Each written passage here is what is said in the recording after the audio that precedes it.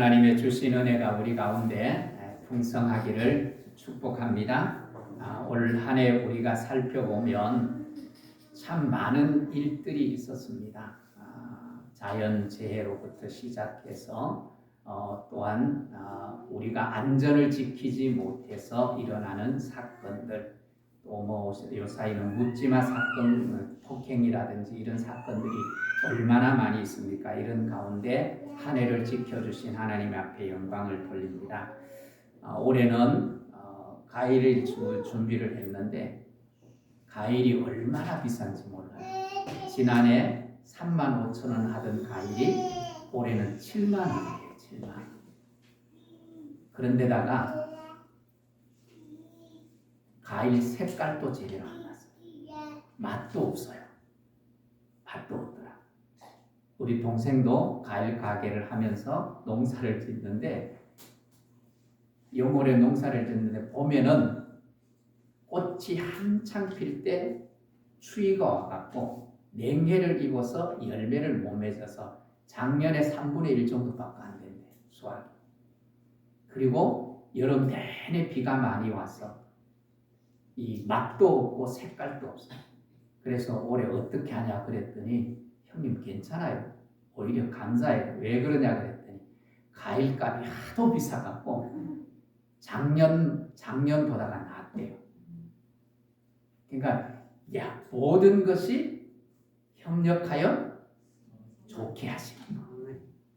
할렐루야. 모든 것이 좋게 해주시는, 안 될 것 같고 손해볼 것 같고 어려울 것 같은데 그것이 하나님을 의지하고 하나님을 바라보게 하면 하나님이 또 거기에 은혜를 주시는 줄 믿습니다. 그래서 여러분 추수감사절인데 여러분의 삶에 감사의 은혜가 넘치기를 주의 이름으로 축복합니다. 날 구원해 주신 감사, 나와 동행해 주시는 감사, 나의 가정, 나의 사업, 나의 일터를 지켜주시는 하나님께 감사, 은혜 위에 은혜를 더하시는 그 하나님을 감사할 수 있는 축복이 있기를 주의 이름으로 축복합니다. 네. 자, 오늘은 감사절이라고 특별히 말씀을 준비하지 않고 누가복음 말씀을 이어서 계속하는데 오늘 말씀도 감사에 아주 적절한 말씀이 아닌가 그런 생각을 해봅니다. 자, 오늘 제목이 뭐지요? 부메랑 효과. 자, 부메랑을 한번 띄워주실래요? 아이들이 갖고 노는 보이시죠? 저 부메랑 인터넷 들어가면 여러 종류의 부메랑이 있어요. 이 부메랑을 딱 던지면 쉥 하고 갔다가 다시 어떻게 해요? 내게로 돌아오는 것이 부메랑입니다. 이 오스트레일리아의 이 원주민 아보리진이라고 하는 원주민이 사냥을 할 때 사용했던 도구가 부메랑입니다.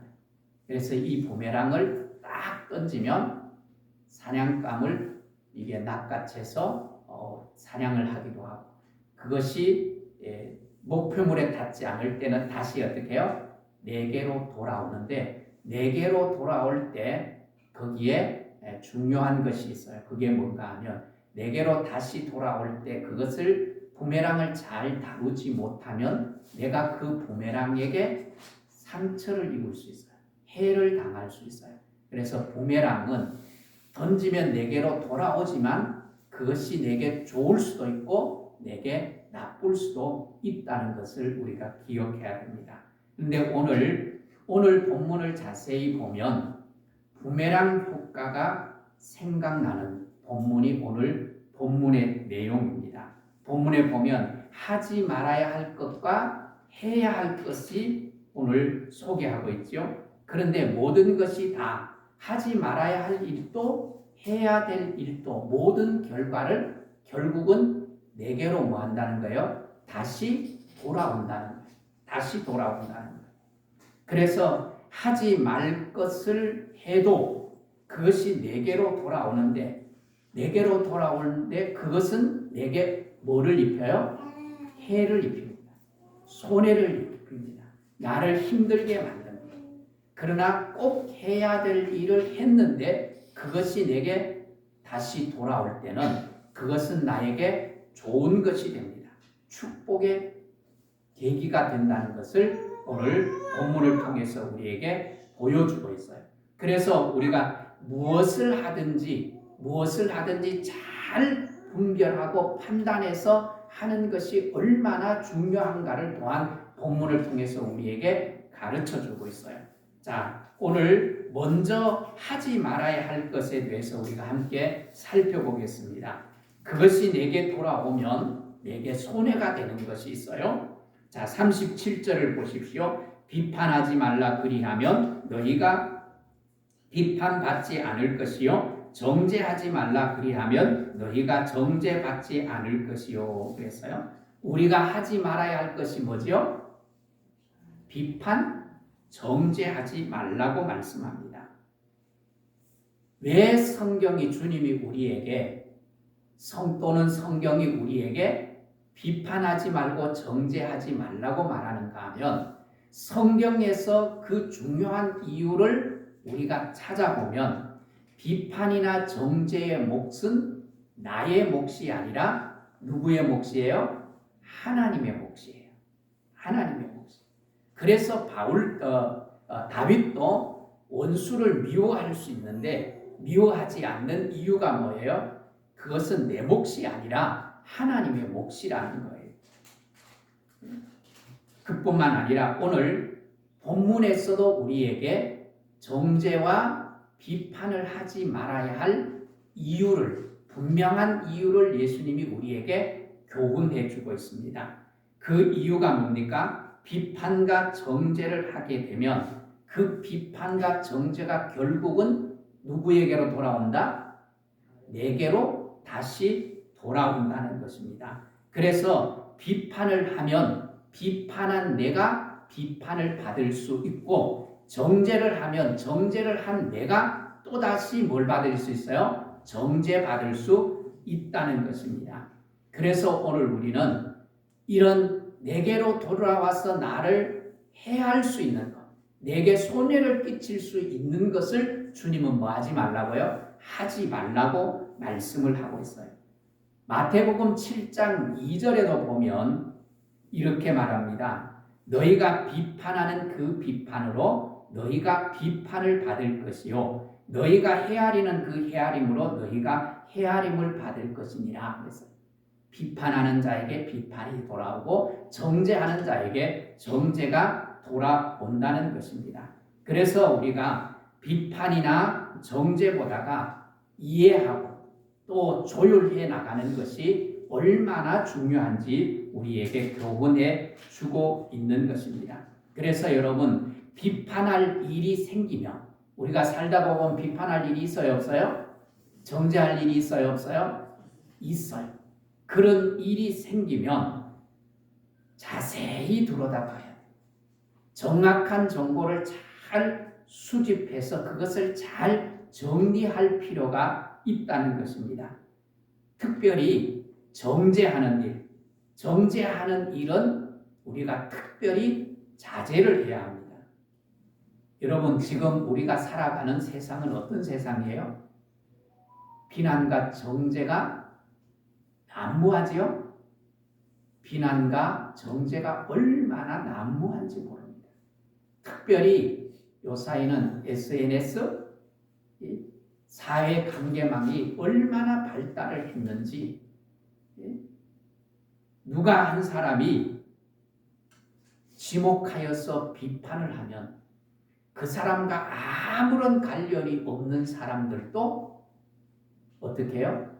인터넷 댓글을 달면서 비판하고 정죄하고 그리고 뭐예요? 저주해서 사람을 죽이기까지 사회적으로 매장을 시키고 심리적으로 죽게 만드는 일들이 인터넷상에서 얼마나 많이 일어나는지 모릅니다. 그런 비난을 감당해내지 못하고 그런 정죄를 감당해내지 못해서 결국은 어떻게 해요?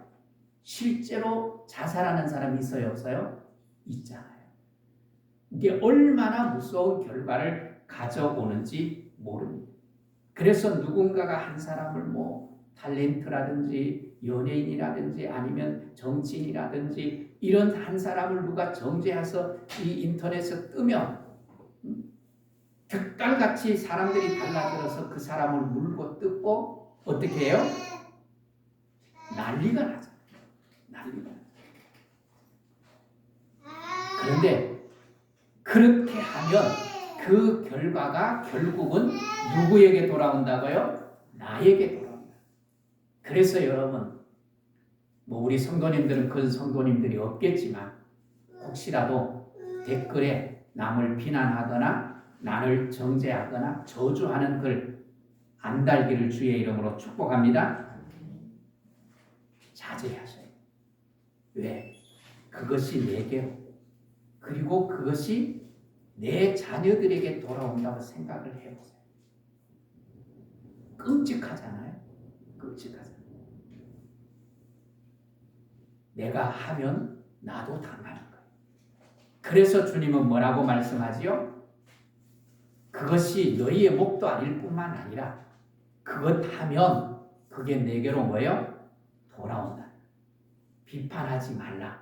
비판하지 않으면 너희들 또 비판받지 않을 것이고 정죄하지 말라. 정죄하지 않으면 너희도 정죄를 받지 않을 것이다. 하지 말라고 말씀을 하세요. 오늘 이런 일들을 하지 않는 은혜가 있기를 주의 이름으로 축복합니다. 그 다음에 두 번째로 우리가 해야 할 것이 있어요.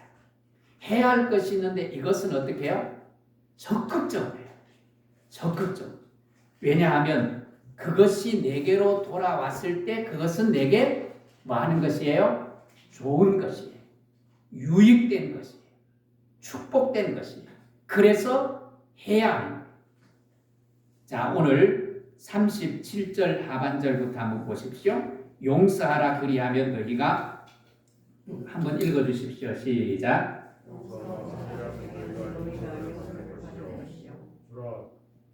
계속 읽으세요. 곧 후이되어 누르고 흔들어 넘치도록 하여 너희에게 안겨주리라. 너희가 헤아리는 그 헤아림으로 너희도 헤아림을 도로 받을 것이니라. 뭐 하라고요? 용서하라, 주라. 앞에서 우리가 비판과 정죄를 하면 그것이 내게로 돌아오기 때문에 하지 말라고 말씀합니다. 그런데 오늘 이 17절 하반절에는 앞에서는 하지 말라고 했는데 뒤에서는 뭐 하래요? 하라고 말합니다. 왜? 좋은 것이기 때문에. 좋은 것이기 때문에 그것이 내게로 돌아왔을 때에 나에게 엄청난 축복의 계기가 될 수 있기 때문에 그것을 하라고 말씀하고 있어요. 여러분, 용서를 받는 자리에 머무는 자가 좋겠어요? 용서하는 자리에 머무는 사람이 복이 있어요? 누가 복이 있어요? 용서를 하는 자리에 있는 사람. 여러분, 살면서 용서받을 자리에 내려갈 때도 있지만 어쩌다가 있어야 되지. 우리의 삶에 용서하는 자리, 용서를 받아야 할 자리에 계속 머물러 있으면 그건 불행한 거예요. 여러분은 늘 용서할 수 있는 자리에 서 있을 수 있게 되기를 주의 이름으로 축복합니다. 그런데 여러분, 용서를 하는 자리에 있어야 되는데 왜 우리가 용서를 해야 합니까? 용서해야 될 이유가 무엇입니까? 그것은 나도 용서를 받아야 할 때가 있기 때문이에요. 어떻다고요? 나도 용서를 받아야 할 때가 있다 없다요? 있다는 것입니다. 있다는 것입니다. 여러분, 내가 용서를 받아야 할 일을 내 평생에 하지 않고 살 때다. 그런 사람이 있어요? 그런 사람 없습니다. 내가 평생 나는 누구에게도 용서받을 만한 일을 하지 않을 거예요. 그렇게 결단하고 결심해도 그렇게 인생을 살 사람은 아무도 없습니다. 아무리 똑똑하고 아무리 능력 있고 아무리 도덕적 이 능력이 도덕성이 탁월하다 할지라도 실수할 수 있어요. 용서를 받아야 할 자리에 내려갈 때도 있습니다. 그래서 우리는 용서를 해야 합니다. 왜? 내가 용서받아야 할 때에 용서를 받을 수 있기 때문입니다. 용서하지 못하고 살아가는 모습은 사실상 불행한 모습이에요. 교회 생활하면서 여러분 용서하지 못해서 불행한 삶을 사는 것이 없기를 주의 이름으로 축복합니다. 그런데요, 교회 안에서도 가족 간에도 평생 원수로 살아가고 용서하지 못하는 관계 속에 사는 사람들이 많아요. 또 1월달 되면 집단 상담을 하게 될 텐데 제가 집단 상담을 인도하면서 쭉 봐보니까 목회자들, 목사님들, 사모님들을 집단 상담하잖아요. 선교사님들, 전도사님들. 그런데요, 많은 분들 가운데 사모님 가운데 시어머니를 용서 안 되는 사람, 아버지가 용서 안 되는 사람, 어머니가 용서 안 되는 사람, 아내가 남편이 용서 안 되는 사람. 목회자로 살아가는데 이렇게 용서가 안 될 때 그 삶이 얼마나 불행하겠어요. 겉으로는 웃을 수 있지만 진정한 기쁨의 목회를 할 수 있을까? 근데 다행히도 그런 상담의 과정을 거쳐서 용서의 과정이 가능해요. 저도 역시 마찬가지입니다.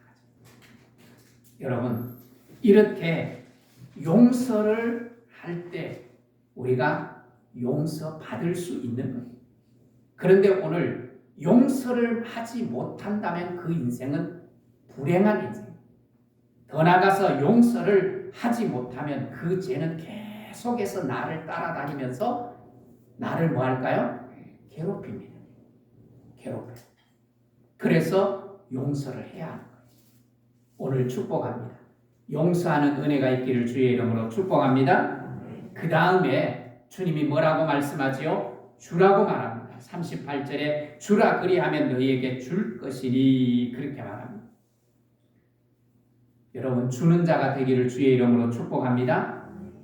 주는 자가 행복한 사람입니까? 받는 사람이 행복한 사람입니까? 주는 사람. 주는 사람. 제가 저 시골 교회 총각 전도사로 첫 부임을 해서 사역을 하는데 시골 교회니까 재정도 없으니까 사례금도 제대로 못 줘요. 그러다가 보니까 도시에서 큰 교회에서 후원받는, 그래서 연말만 되면 어떤 교회에 후원금을 받을까 편지도 쓰고 부탁도 하고 합니다. 그러다가 제가 깨달은 것이 뭔가 하면 막 부탁을 하고 거절당하기도 하고 그러면서 내가 스쳐 지나가는 거예요.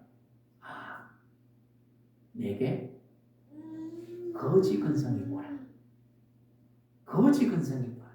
그게 순간적으로 확 들어왔어요. 그래서 그 자리에 이 보조를 받는 위에서 편지를 쓰다가 말고 펜을 딱 내려놓고 하나님 앞에 얘기했어요. 하나님, 나 거지 근성 안 가져.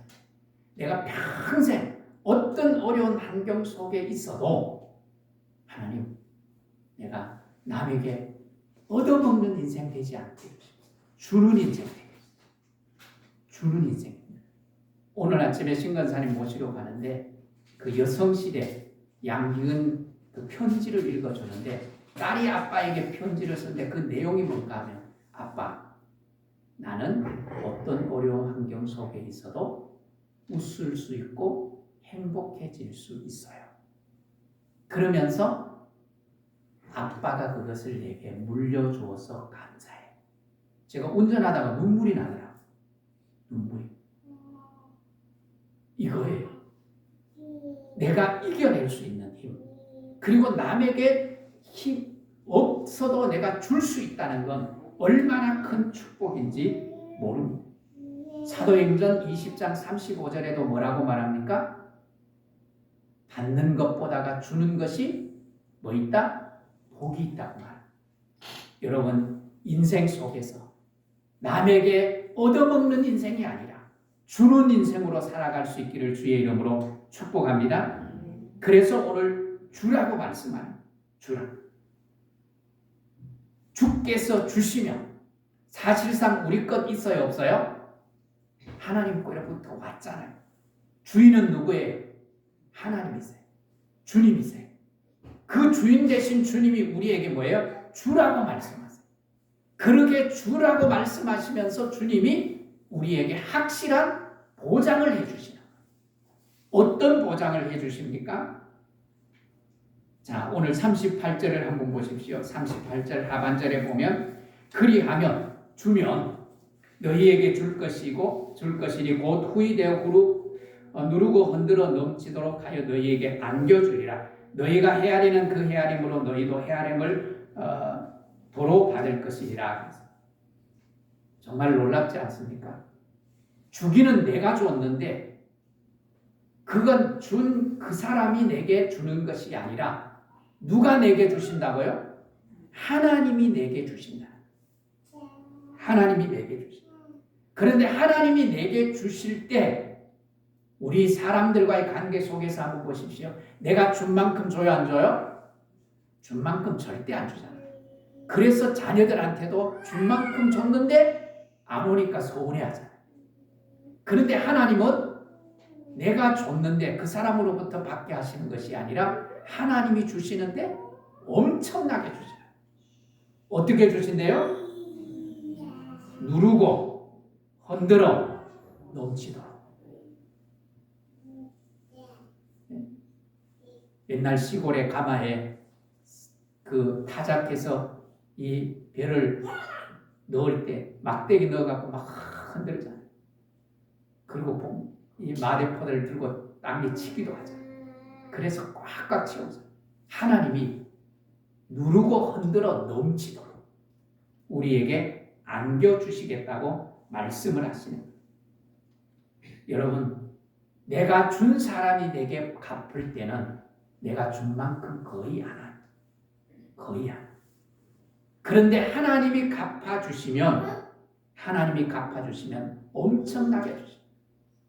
그런데 여러분, 하나님께서 흔들어 넘치도록 주시는데 내가 손해볼까봐 내가 아까워서 주지 못하면 주인 되신 하나님으로부터 엄청난 보상을 받을 수 있는데 그 보상이 어떻게 해요? 사라져버려요. 엄청난 손해를 보게 돼요. 그래서 여러분, 하나님께로부터 받은 것 주라고 말씀하시면서 내가 누르고 흔들어 넘치도록 너희에게 줄 테니까 주라. 손해볼까봐 아까워서 주지 말고 움켜쥐지 말고 나누어 주라. 그러면 내가 갚아줄게. 그 하나님의 갚아주심의 은혜를 누리는 믿음의 성도들이 될 수 있기를 주의 이름으로 축복합니다. 오늘 본문에 보면 4번 그리하면이라는 말씀이 4번 나옵니다. 앞의 말씀은 조건절이고 뒤의 말씀은 종속절이에요. 우리는 흔히들 어디에 관심이 있는가 하면 뒤의 말씀, 그리하면 주실 거라는 것에 관심을 가지고 그것을 붙들고 기도할 때가 많습니다. 그런데 기억해야 될 것은 앞에 조건절, 뭐 하라, 하지 말라 하는 그 조건, 그것을 잘 했을 때 결과적으로 하나님께서 뭐예요? 종속절에 있는 축복의 말씀을 이루어 주시겠다고 약속하고 있는 거예요. 그래서 여러분, 결국 우리가 불행해진다면 그것은 매우 안타까운 일인데 오늘 용서하고 주었더니 하나님께서 놀라운 것으로 갚아주시는 거예요. 그런데 비판하고 정죄하면 내가 속이 막 풀릴 수 있어요. 기분이 좋을 수 있어요. 속이 시원할 수 있어요. 그런데 결국은 그것 하면 내가 불행해져요. 그런데 내가 손해볼 것 같고 안 될 것 같고 너무 아까운데 줬더니 하나님께서 엄청나게 갚아주신다는 거예요. 오늘 주고 용서하는 은혜가 있기를 주의 이름으로 축복합니다. 또 하나 우리가 주님이 하신 말씀을 우리가 정리를 하면 마태복음 10장 12절 13절 한번 띄워주실래요? 자, 우리 같이 한번 읽겠습니다. 또 그 집에 들어가면서 평안하기를 빌라. 그 집이 이에 합당하면 너희 빈 평안이 거기 임할 것이요 만일 합당하지 아니하면 그 평안이 너희에게로 돌아올 것이요. 한마디로 말하면 뭐 하라는 거예요? 축복하라는 거예요. 축복하면 그 사람이 축복을 받을 만한 자격이 없으면 그 축복이 뭐예요? 내게로 돌아온다는 거예요. 그래서 여러분 축복 많이 하셔야 돼요. 때를 얻든지 못 얻든지 우리가 늘 축복해서 자녀들한테 잔소리 하는 것보다 축복하는 게 훨씬 더 낫습니다. 잔소리하면 기죽고 자존감 상하게 만들고 자기 효능감을 잃게 만들어요. 그런데 축복하면 그 축복에 자신감을 얻고 자존감이 세워지고 자기 효능감을 발휘해서 정말 능력 있는 삶을 살아갈 수 있게 되는 거예요. 손자, 손녀들, 자녀들이 다 큰 자녀도 상관없어요. 축복하세요. 축복하세요. 오늘 축복뿐만 아니에요. 다윗의 고백을 한번 보십시오. 저주와 관련된 다윗의 고백인데 시편 109편 17절 18절 한번 띄워주세요. 자, 우리 같이 한번 읽겠습니다. 시작. 그가 저주하기를 좋아하더니 그것이 자기에게 임하고 축복하기를 기뻐하지 아니하더니 복이 그를 멀리 떠났으며 또 저주하기를 옴립듯 하더니 저주가 물같이 내 몸속에 들어가며 기름같이 내 뼛속까지 모여 들어간다. 저주하면 저주가 내게 임한다. 이게 부메랑의 효과예요. 부메랑의 축복해도 축복이 돌아오고 저주를 해도 저주가 돌아오는데 저주하면 내게 어떤 결과를 가져와요? 나를 불행하게 하는 결과를 가져와요. 나를 상하게 만들어요. 그러나 축복하면 그것으로 인하여 더 풍성한 은혜를 누리게 만듭니다. 오늘 무슨 주일이죠? 오늘 무슨 주일이죠? 감사주일. 감사도 역시 마찬가지. 감사하면 감사할수록 감사가 어떻게 해요? 더 풍성해요. 감사가 풍성해지도록 하나님이 은혜를 주시는 거예요. 근데 여러분 한번 여러분의 삶 속에서 한번 보십시오. 원망하고 불평하면 불평한 일이 더 많아져요? 줄어들어요? 그게 줄어들면 얼마나 좋겠어요. 안 들어주고 오히려 원망한 일이 더 많이 생기고 관계가 더 많이 깨어지고 결국은 원수가 되는 경우들이 얼마나 많은지 모르겠어요. 그런데도 사람은 참 재성을 가지고 있고 어리석기 짝이 없기 때문에 안 되는 걸 골라서 해요. 오늘 불평하고 원망하는 것이 아니라 정말 작은 것까지도 감사를 찾아내서 감사해 보십시오. 그 불평할 수밖에 없는 환경인데 이런 환경을 주셔서 하나님을 바라보게 하시니 감사합니다.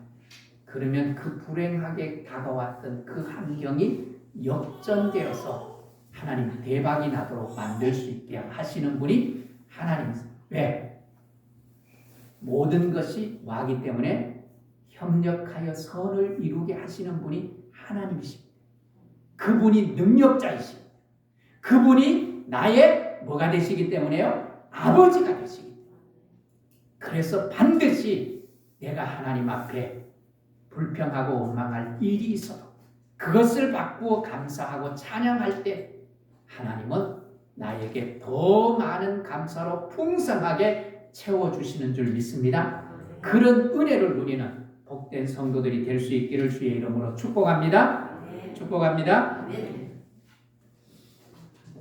자, 교회 소식 알려드립니다.